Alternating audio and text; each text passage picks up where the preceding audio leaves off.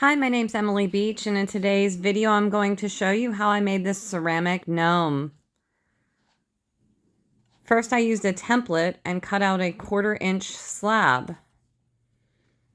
Then I beveled each of the edges at a 45-degree angle and I flipped it to do a reverse bevel. Then I slipped and scored the two sides just by adding water and scoring with a fork.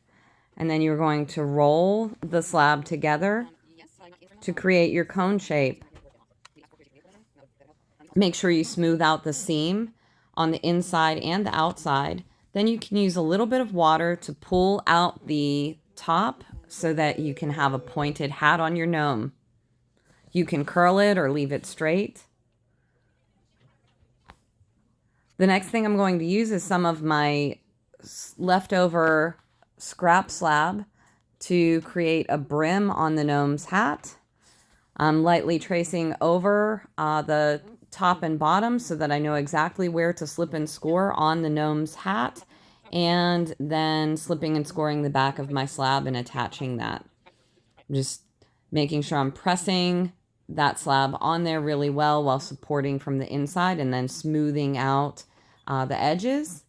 Then I'm going to roll a ball of clay, slip and score that, and add that on to be the nose. The last thing I'm going to do is cut out some facial hair for the gnome. That's completely optional, but with this one, it's going to be kind of a mustache, and then I'm just using the fork to add a little bit of texture so that it looks like hair.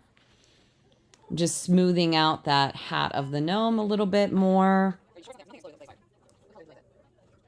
My finished product was high fired and finished with Potter's Choice glaze. Thanks for watching.